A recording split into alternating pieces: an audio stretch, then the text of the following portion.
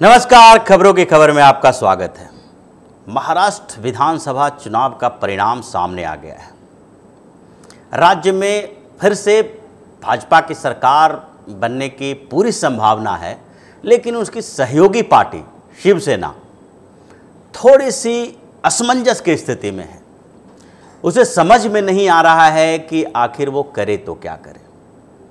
उद्धव ठाकरे पुत्र मोह में ऐसे फंसे हुए हैं जैसे लग रहा है कि अपने बेटे को सत्ता की कुर्सी तक पहुंचाने के लिए वो किसी हद तक जा सकते हैं।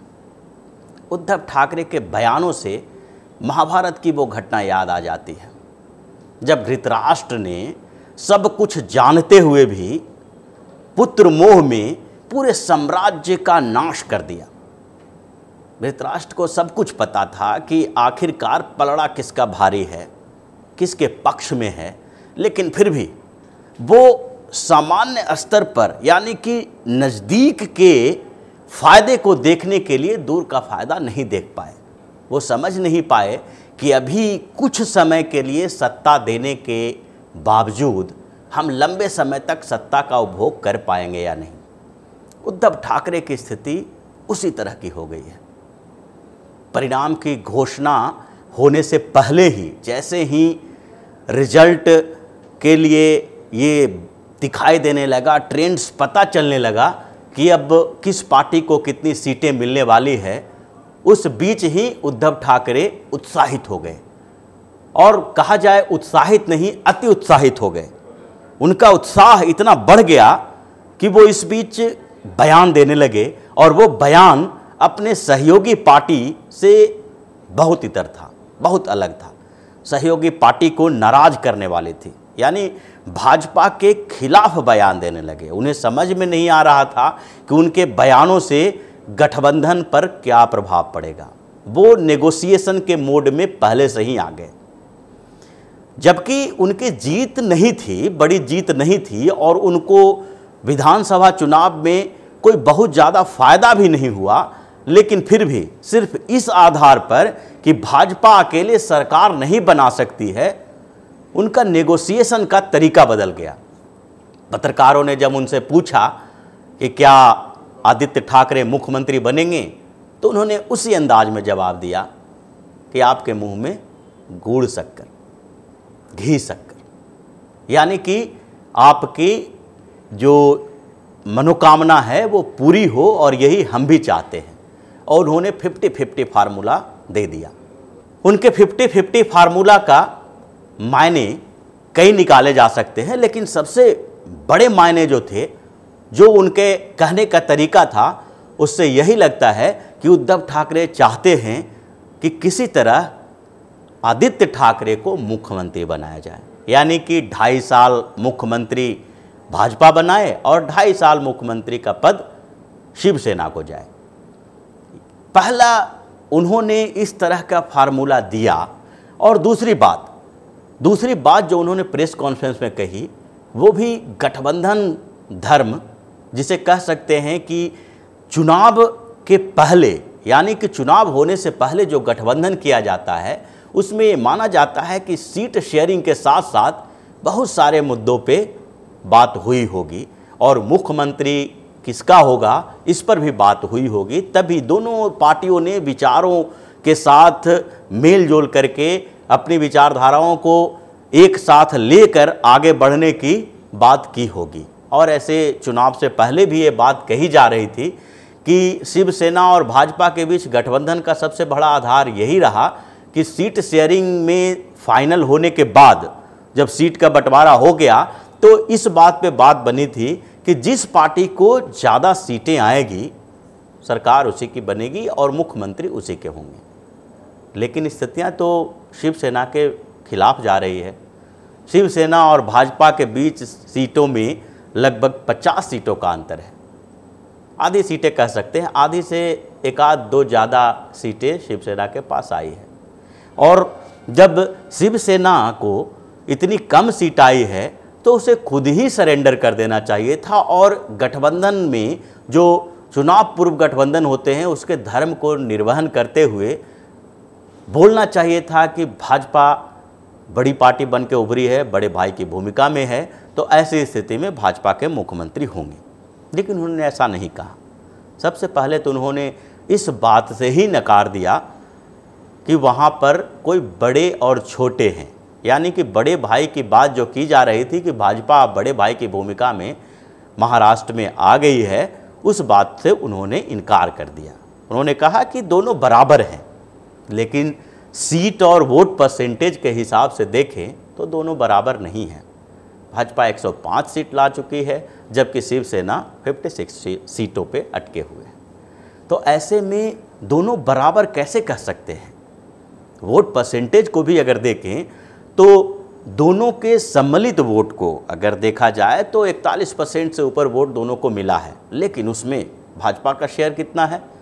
25% वोट भाजपा को मिले हैं, जबकि 16% वोट शिवसेना को मिला है।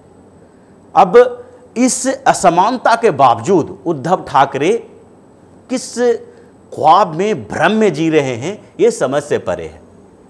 उन्हें लगने लगा है कि अब नेगोशिएशन का समय आ गया है, तो भाजपा अकेले सरकार तो बना नहीं सकती है और भाजपा को किसी भी स्तर पर एनसीपी या कांग्रेस से समर्थन नहीं मिल सकता है। तो ऐसे में नेगोशिएशन को इस स्तर पर ले जाने की स्थिति में हम आ गए हैं। अब ऐसी स्थिति में शिवसेना के प्रमुख उद्धव ठाकरे को समझ नहीं आ रहा है कि वो भाजपा के साथ जाए या फिर एनसीपी के और कांग्रेस के बाहरी समर्थन से अपने बेटे को मुख्यमंत्री बनाए। लेकिन शायद उद्धव ठाकरे भूल गए हैं कि उनकी पार्टी का विचारधारा भाजपा के साथ है, एनसीपी और कांग्रेस के साथ नहीं। अगर इसी तरह वो लगातार बयानबाजी करते रहे और कठोर नेगोशिएशन की कोशिश की तो उनकी स्थिति भी उसी तरह से हो जाएगी जिस तरह से पहले कभी चंद्रशेखर के साथ हुआ। कर्नाटक में जैसे कांग्रेस ने जेडीएस को सहयोग किया और सरकार बन तो गई, लेकिन कांग्रेस के अंदर इतनी फूट पड़ गई, कांग्रेस के नेता आपस में इतने लड़ने लगे कि आखिरकार वहाँ 1 साल तक भी सरकार नहीं चला पाए गठबंधन में। उसी तरह से जिस तरह से राजीव गांधी ने चंद्रशेखर को आगे करके उन्हें प्रधानमंत्री तो बना दिया, लेकिन 6 महीने के अंदर उनकी औकात उनको बता दी। शिवसेना को शायद इस बात इतिहास से सबक लेना चाहिए और उन्हें ये सोचना चाहिए कि उद्धव ठाकरे जिस तरह से अपने बेटे के लिए शिवसेना को दांव पे लगा रहे हैं, वो शिव सैनिकों के लिए सही नहीं है और न शिवसेना के विधायक इसको स्वीकार करने वाले हैं। अगर किसी तरह से आदित्य ठाकरे मुख्यमंत्री की कुर्सी पर पहुंच भी जाते हैं और एनसीपी और कांग्रेस दोनों मिलके उनको बाहरी समर्थन भी दे देती है, तो भी ये सरकार बहुत ज़्यादा दिनों तक चलेगी नहीं। संभव है कि शिवसेना के अंदर ही फूट पड़ जाए, उनके विधायक बिखरने लगे। संभव है कि वैसी ही स्थिति आ जाए जैसे कर्नाटक में हुआ था, क्योंकि सरकार चलाने के लिए, सरकार बनाने के लिए आपके राजनीतिक एजेंडा और राजनीतिक विचारधारा एक होना जरूरी है। बिल्कुल अलग अलग विचारधारा की पार्टियां एक साथ नहीं चल सकती है और एनसीपी, कांग्रेस और शिवसेना के विचारधारा में बिल्कुल आसमान जमीन का अंतर है। दोनों 2 ध्रुवों की तरफ जाते हैं। शिवसेना भाजपा के साथ रह सकती है, लेकिन कांग्रेस और एनसीपी के साथ नहीं। और दूसरी बात है, जहां तक शरद पवार की बात है, तो कुछ समय के लिए वो भाजपा को कमज़ोर करने के लिए, भाजपा को कुर्सी से बेदखल करने के लिए, सत्ता से हटाने के लिए कुछ समय तक शिवसेना का समर्थन तो कर सकते हैं, लेकिन रीजनल पार्टी के होने के नाते, चूँकि शिवसेना और एनसीपी का इंटरेस्ट सिर्फ महाराष्ट्र में है, दोनों महाराष्ट्र की पार्टी है, तो शरद पवार कभी भी ये नहीं चाहेंगे कि लंबे समय तक शिवसेना मजबूत बने और उसके बाद उनको चैलेंज करे। नेशनल पार्टी भाजपा और कांग्रेस के साथ शरद पवार लड़ सकते हैं, लेकिन रीजनल पार्टी जिस तरह से शिवसेना जितना बढ़ेगी, शरद पवार उतना कमज़ोर होंगे। तो ऐसी स्थिति में शिवसेना का जो स्थिति हो गई है और जिस तरह से उद्धव ठाकरे अपने पुत्र मोह में पड़ के शिव सैनिकों की भावनाओं के साथ, शिवसेना के विधायकों के साथ खिलवाड़ कर रहे हैं, उससे लगता है कि जिस तरह धृतराष्ट्र ने अपने पुत्र मोह में पड़ के पूरे साम्राज्य को बिखेर दिया था, अपने पूरे वंश का खात्मा कर दिया था, उसी तरह पुत्र मोह में पड़ के उद्धव ठाकरे शिवसेना को बर्बाद करने वाले हैं। अगर कुछ समय के भीतर 2-4 दिन के अंदर उनके सुर नहीं बदले और वो इस कठोर नेगोशिएशन से पीछे नहीं हटे तो हो सकता है कि शिवसेना में ही फूट पड़ जाए, उनके कई विधायक इस्तीफा दे दें और वही स्थिति आ जाए जो कर्नाटक में स्थिति आई। उनके विधायक फूटने लगेंगे और फिर अगर सरकार बनेगी तो भाजपा की ही बनेगी। एनसीपी कांग्रेस के समर्थन से कभी भी वो सरकार नहीं चला सकते।